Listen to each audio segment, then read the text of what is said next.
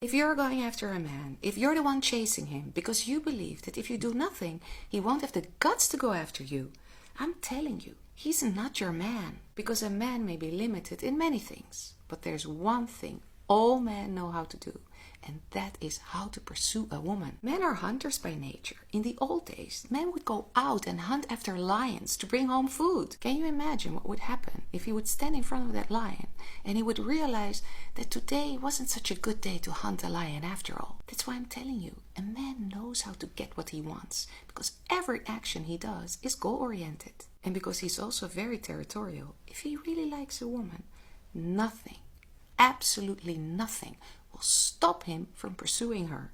So stop taking over his job by trying to pursue him. He doesn't need your help. He also doesn't need you to remind him of your existence. All you need to do is give him space, because it's always the man who wants to feel that he's in charge. The reality is that a man actually likes to have to make an effort in order to get the girl of his dreams, because a man's biggest competition is his own ego. So if he scores positive results after his hard work, he will feel better about himself. How to keep your man interested in you? The first thing is, please stop wearing loungewear at home. And if you have to wear loungewear so badly, then invest in a few sexy pieces. I know that when you're home, you just want to be comfortable.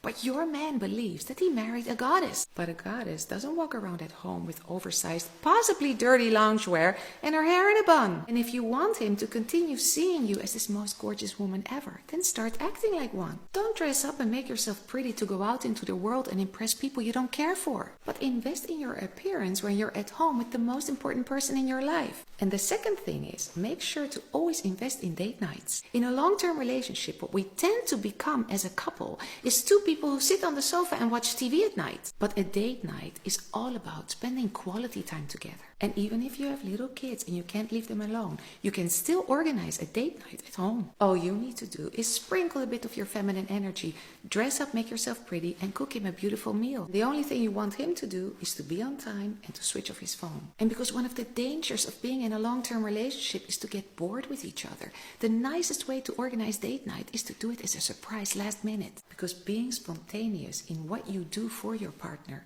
will reignite the feeling of excitement again. This is what a man should do after a first date. When you've been out with a guy on a first date and it's been a terrible date, please don't expect anything. But if it was really nice and you felt that you connected, then of course you hope to hear from him. And what he should do, and all men know this, is get into touch with you and let you know via message or a phone call that he had a great time with you. But the time frame is very important here, because if he doesn't get into touch with you for the next 5-6 days, then I'm telling you, he doesn't like you that much. Because men are very territorial, and if he had a good time with you, he will get into touch with you ASAP to secure a next date with you. So step number 1, he has to let you know within 48 hours after the date that he had a great time with you.